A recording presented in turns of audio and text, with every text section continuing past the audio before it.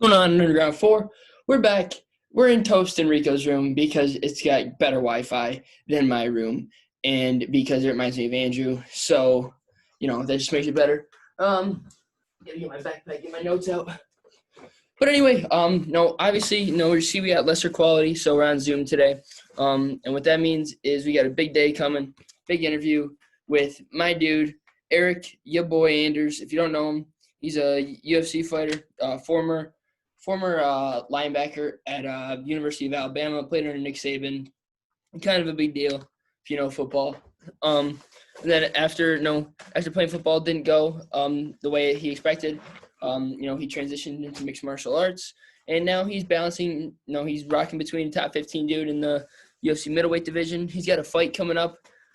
Excuse me, Gabe. Where's my green notebook? No, it's in my room. It's in yours? Yeah, if my green notebook's in there, go grab it. Anyway, but yeah, as I was saying, I don't know just check it. I don't even know what I was saying. What was I saying? I don't know. I'll figure it out. Got some chocolate milk to go with the flow. Chocolate milk. I feel like chocolate milk. Truman's best. I'm really looking forward to this. It's probably one of my best interviews I'll ever get, at least for now. Hopefully we can get on the bigger and better things, work for the UFC one day. Guess we'll see. I'm doing a Zoom interview in here because my Wi-Fi is trash. No, I don't care if you're in here. I was just telling you. Everybody, this is Rico. Rico's back. It's just me right now. This is just my pre-spiel. Is anybody watching? No. What are you preparing for? What's going on? So how's it been out in Vegas? It's been going good, man. It's nice and warm. Back home in Alabama, it's like, 30 degrees outside. So yeah, I feel. Me personally, I'm from Michigan, so it was like 32 degrees yesterday, and it was 62 today. So what? Dang. It's whack. It's one of those states where they can't really decide on the weather, So, oh shit. Yeah, it's tough. But anyway, as I was saying, I got Eryk Anders. Eryk, your boy Anders, on the show. Eryk is a UFC middleweight / light heavyweight, former linebacker at University of Alabama football. He won a national championship in 2009 under Nick Saban. And it's one thing I've always wondered, what's it like playing under Nick Saban? Well, for me, it was when I first came in, Shula was there, and he tried to kill us. We were doing Oklahoma drills, and everybody's wondering why when Saturday comes, everybody's we can't win a game because everybody's limping and hurt and whatnot. Saban, he really took the NFL approach and treated us like men, treated us like adults, and so the best thing that he did, I think, is one, he articulated what the process is to winning, and two, he created an atmosphere of competition. Whereas it didn't matter if you were a freshman or a senior, your job is on the line every day, no matter what. So everybody had to raise their level, and I think that's why you still see the success. And over the past 11 years that he's been, or 13, 14 years that he's been there already. Mm-hmm. Yeah, because it's always Bama, Clemson, Ohio State, Notre Dame, and I feel like in college football, if you have a good coach, like Clemson's got Dabo, Alabama's got Nick Saban, Ohio State had Urban Meyer. I feel like college football, if you've got a coach who's got an NFL mindset, I feel like that if that translates, I feel like that's the ultimate goal, Yeah, and Nick Saban also did a good job of punishing the upperclassmen. That's something that can't be said for Shula. There were guys who, would get in trouble all the time, and just because they were starters or seniors or whatever, nothing ever happened to them. So no one really respected the rules under him. But when Saban came, it was get right or get left. So. Everybody, because he had this philosophy that if he can't trust you off the field, he can't trust you on the field. And that includes going to class, getting in trouble, at a bar or something like that, so everybody had to be on their P's and Q's. Yeah, I feel Me personally, I played baseball in college. I don't play Division 1. I play Division 3. And so me playing Division 3, I can obviously tell, I can obviously tell how much different all being this whole different level of all dedication to is. Playing baseball is no, we got 5 a.m. throwing, 5 a.m. lifts, stuff like that. But how hard is it balancing playing for the best college football team in the world, and then at the same time being at one of the hardest schools, academically, to get in? How hard is it balancing the two? Man, I can't sit here and say that I'm a Rhodes Scholar or anything like that, and to be honest, I would have to say that I majored in eligibility. I got a health degree. I couldn't even tell you what it is, what to do with it, or anything like that. I really thought that I was going to go in the NFL, play for several years, and that would be that. Didn't work out like that, and but I kind of found a new passion and a new door to walk through, and it is what it is. So, but to answer your question, a lot of guys had a hard time balancing the freedom of college. There's not always somebody watching you 24/7. But for me, I'm not really much of a sleeper, so managing that time really wasn't too hard for me. I knew where I had to be at 2:00. I knew where I had, 2:00. I got meeting start, so, and then I had class in the morning. So now I was trying to sneak in a nap if I could, but like I said, I'm not a sleeper, so I go from football practice to get something to eat, then to study hall, and then I'll be out all night. Especially being 19, 20, 21 years old, your mindset's a little bit different. Yeah. Than it is at 30.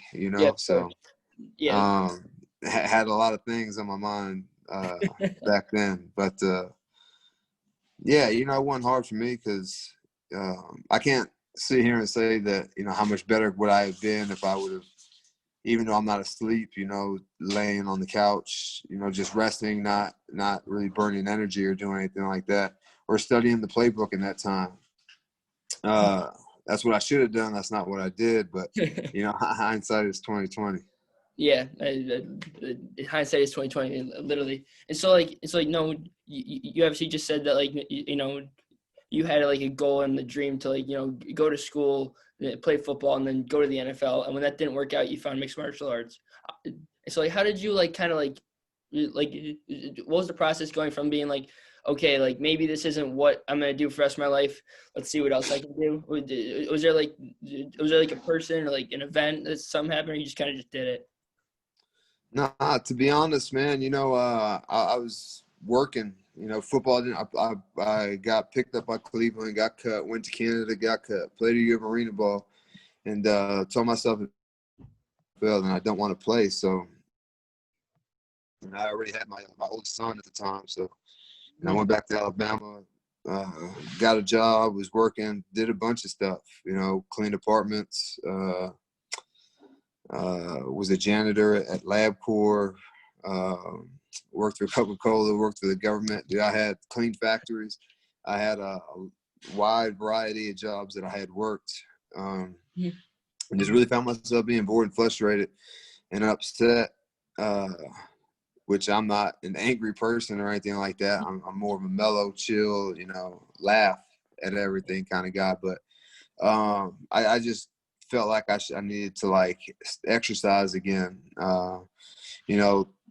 I'm not big. I do lift, but I don't like to lift. And I wrestled in high school, really loved that. So I found jiu-jitsu because I knew it was kind of similar to wrestling. Fell in love with that, and then wanted to take it to the next level, and ran across Walt Harris, who I'm not even sure, he wasn't in the UFC at the time. And he's a huge Alabama fan, so he was like, yeah, sure, come by the gym. And come by the gym, and the coach that we had at the time was, for lack of a better term, incompetent. So when I first walked in the gym, and I was 245 pounds at the time. So he was like, can you fight? I grew up fighting, street fights, skirmishes, what boys do when they're young. Yeah. And so I was like, hell yeah, I could fight. And so he put me in there with Walt, who is a seasoned boxer at the time already. And he basically, he beat me up in the nicest way possible. Like, I knew I was losing, but I wasn't like getting brain damage in there, And because it was very apparent that I didn't know what I was doing, man. I was swole across the chest. I couldn't even close my elbows together to block shots down the middle. So I just looked like a Pez dispenser the whole time. And but right then and there, I fell in love with the sport. I was like, man, I can do this. I just need to learn how to do it. Mm-hmm. And 10 years later, I'm finna have my 11th fight in the UFC. So yeah, I think it was the right decision. Yeah, I mean, it's looking like it's pretty good decision. At least in my if you're fighting the UFC and like, there's a lot of people like a lot of the people in the UFC obviously are like people who are like what's his name? Colby Covington was an All-American wrestler, like Ben Askren, an All-American wrestler, Tyron Woodley, All-American wrestler. It's people who come from all these backgrounds, there's a difference between like high school wrestling and college wrestling, and and they go from like football to mixed martial arts. It's tough. I've never fought, I've never been a fighter, but I just love the sport. But from things that I see, like the later people start tends to they're not usually going to be the best. Like, it's always a dude who come from boxing, who come from wrestling, stuff like that. Sure. Yeah, I have zero. I got JV level experience in wrestling. That's it. So you want to talk about the difference from JV to, Askren's an Olympian. So, it's a huge jump in competition. But, just like anything else, man, like I sold out to this, I would leave my job early. I would wake up early, train, take a shower, go to work, go straight from the house, straight from work back to the gym. So, I paid my dues. I put in my time. I got the reps. And I didn't take any shortcuts. Like, I traveled to train. I still travel and train. Every opportunity I got, I was training jiu-jitsu, wrestling, boxing, kickboxing. And, here we are. Yeah, and so you obviously mentioned how Walt Harris was kind of like the guy who got you there, and then you actually just got back from Fight Island for Walt Harris, correct? Yeah. So I've heard a ton of stories about Fight Island and just how perfect and phenomenal was it? Man, quite the opposite, actually. Oh, really? The people who were there at first, they had a good time because Abu Dhabi was still shut down to the public. So, having a good time. But, when I went, Abu Dhabi had opened up to the public.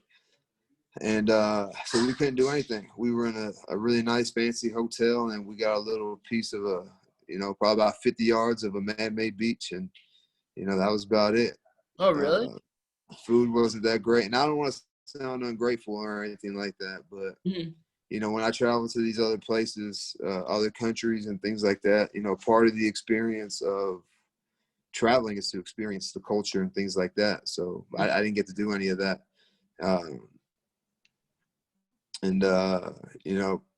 Really wasn't much to do outside the hotel or in it. So, oh, really? We just kind of kicked it for what seemed like an eternity. That's kind of disappointing, actually, because I know at least from the way that it's what's the word? From the way it's shown on TV, it's supposed to be the most perfect thing in the world, but it just wasn't.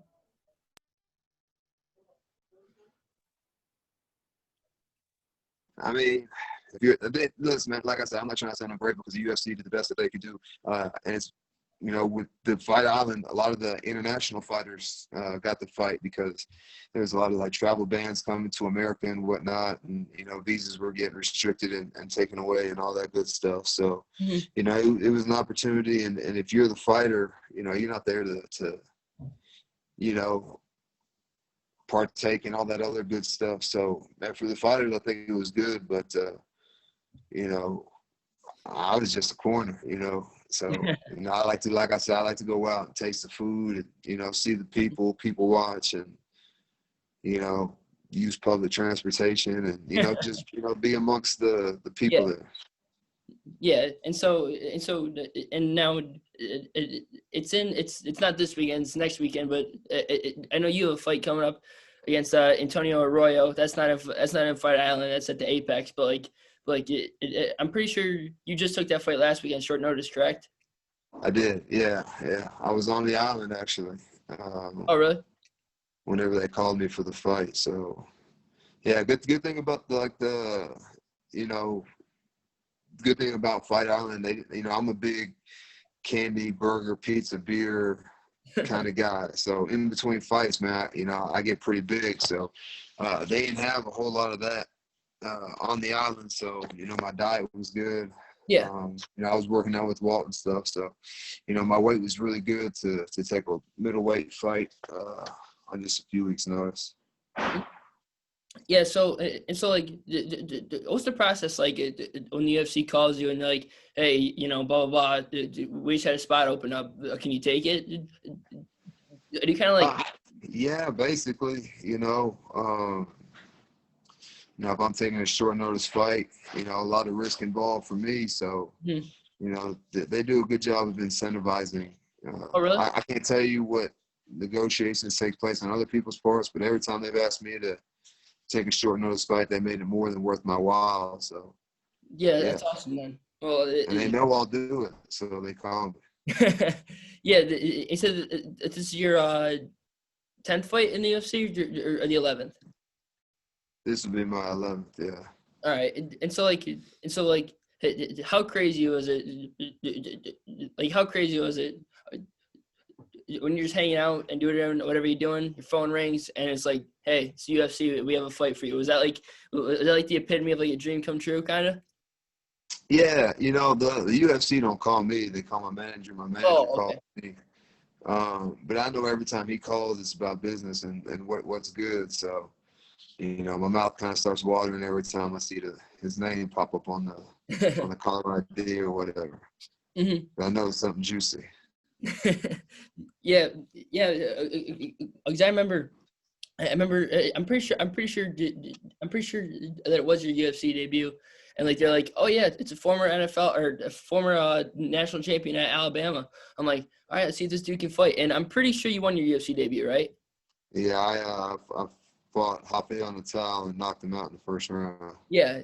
As soon as I happened, I was like, all right, yeah, this dude can't fight, and then not too long later, you got your first UFC main event against Thiago Santos, correct? I fought Machida in a main event. Oh yeah. My third fight. Yeah, and if I'm not mistaken, then that fight was in Sao Paulo, correct? Sao Paulo, Brazil. It was in Belém, Brazil, which is like the top of the country. It's like at the mouth of the Amazon River. Mm-hmm. And so it was fighting down there and fighting, a legend like Lyoto Machida, fighting in Brazil. Was that probably the best place you've ever had a fight in? Yeah, I really enjoy fighting. I fought Thiago in Sao Paulo. The people in north, the people in the north of Brazil are super friendly.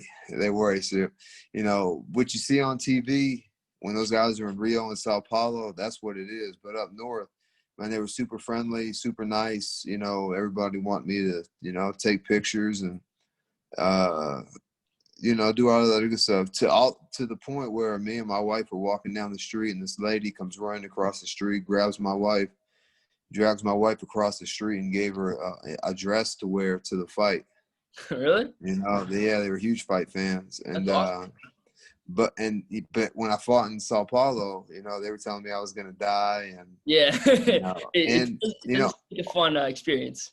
Only on fight night though. During the week, they were super nice, and my wife is Brazilian. I speak a little bit of Portuguese, so the Brazilians they like me. So they didn't want to be too rough on me. Yeah, that'd be disappointing. So what was I just gonna ask? Oh yeah, and so. Oh shoot. So and like I know, especially after UFC 254 a couple weekends ago, there's a big debate on the whole GOAT talk. I was just wondering if you could give me some insight on your like top 3, top 5. Man, I think, across all sports, the greatest of all time is such a hard topic Mm-hmm. to, such a hard pick of all time. Maybe in MMA not so much because the sport is so relatively new. Yeah. But, I think you can have like greatest of generations because in 10 years, 20 years, they're going to be so much better than the fighters are now, But I think John Jones has the best resume, dude. Yes. He's beat the most former champions. He beat, TRT Vitor, when he was spinning, heel kicking not people, he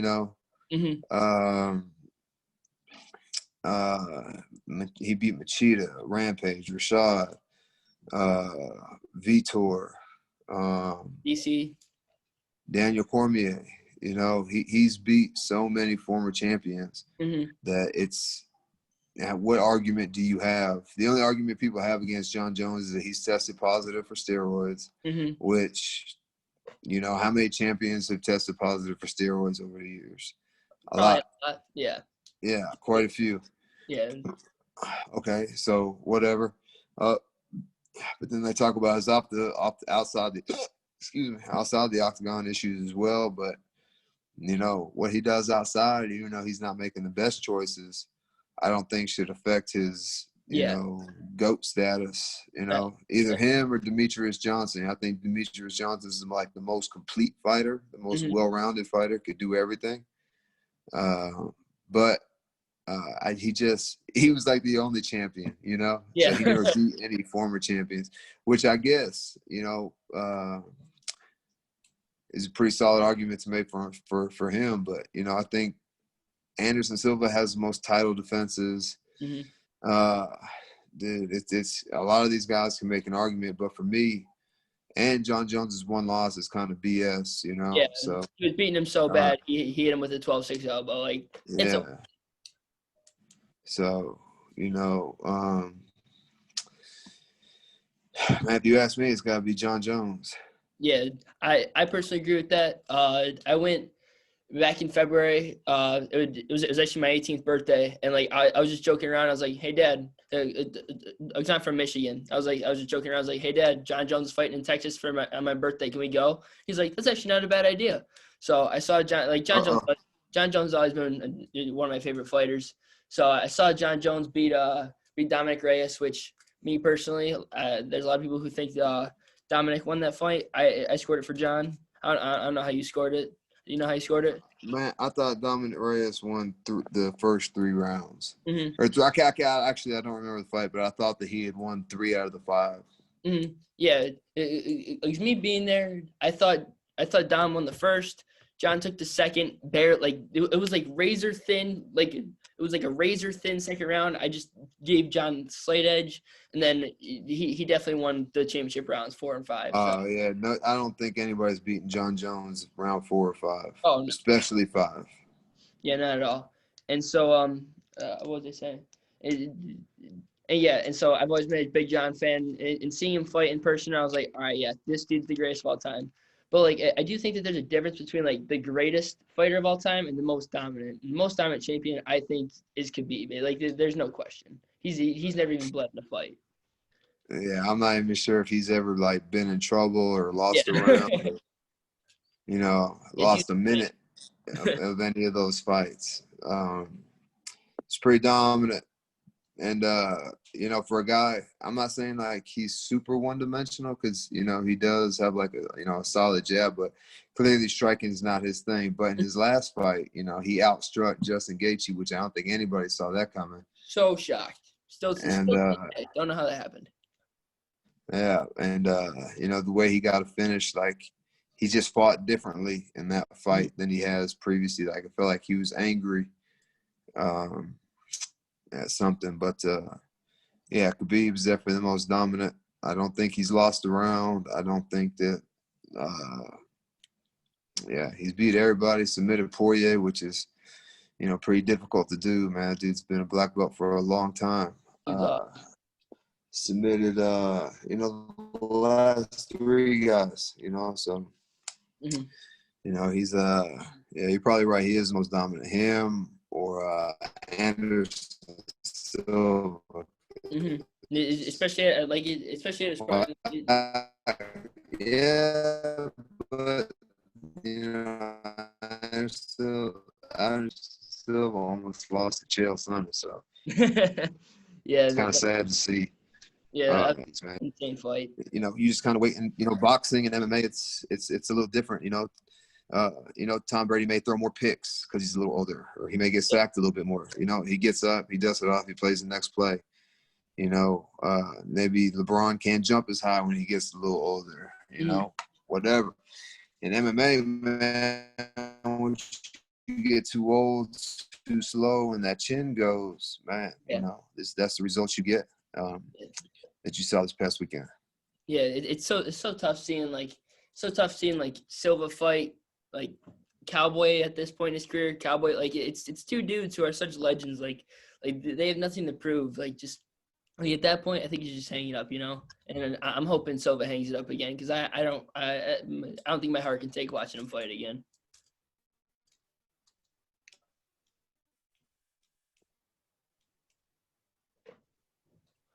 Well, Dan said that he's not going to let him fight in the UFC, and I don't see Anderson Silva fighting anywhere. But 45 years old, I'm sure he can work over a lot of people fight mid-tier fighters. They want to see him fight the best. And,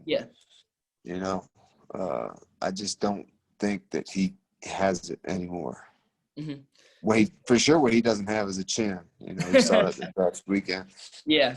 No, it's so hard to see that. So hard. Yeah, but the last question I have for you is I just want your whole opinion on like on the 205 and 185 division. Like you have a style bender going up to 205 to fight Jan, and like me personally, I think that's the easiest fight of his UFC career so far. And then at that point, if he's the 185 and 205 champ, do you think John goes back to cancels his plans at heavyweight and goes and fights Stylebender at 205?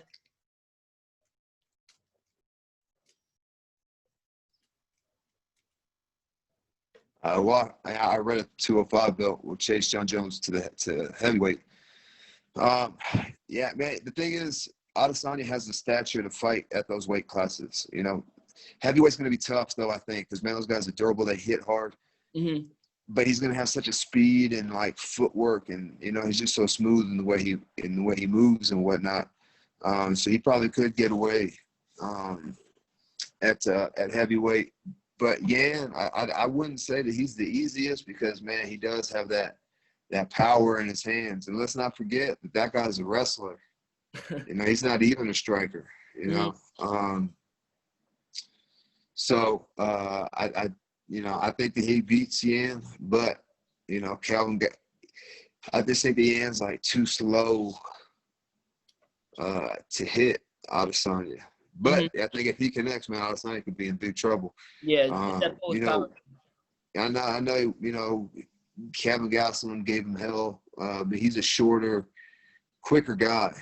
So, I think that those are the guys that Adesanya is, struggles with, and not even struggle because I'm pretty sure. Did he finish Gastelum? He finished him, right? He got dropped.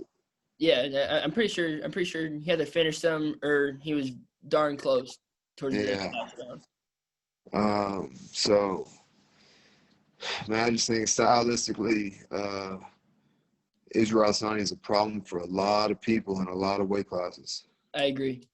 Dude's a beast, and he shows he's not showing any signs of fault or defeat. Like his best looking performance was against the dude who everybody thought was going to destroy him, and so I think that sky's the limit. He's got it up here, dude. He's got the mind for it. He's got the fight IQ, and he has the ability. You know, I think that sometimes guys have the ability but don't have the brain, or have the brain but don't have the ability. I think and he's got the physical attributes as well. So, I think it's hard. Guys like him don't come around too often. Mm-hmm. I think he's the next coming of Silva, Jones, great, just pure dominance. And pretty soon, I'm sure we'll be talking about him in the GOAT conversation. Oh, absolutely. Mm-hmm. Well, Eryk, that's actually all I've got for you. I'm so grateful and so thankful for you doing this. It really does mean a lot to me. And it was awesome to talk to you. And I'm really looking forward to your fight in 2 weeks. I'll be cheering you on from home. And there's not enough words that I can think of to thank you for doing this for me. I appreciate it. My pleasure, brother. Anytime. All right, I appreciate it, Eryk. And everybody, make sure you turn in August, or not August, what am I saying? November 14th, ESPN or ESPN Plus, not sure. Make sure you watch this guy's fight. Cheer him on. Appreciate it, Eryk. Thank you. Thank you. Have a good one.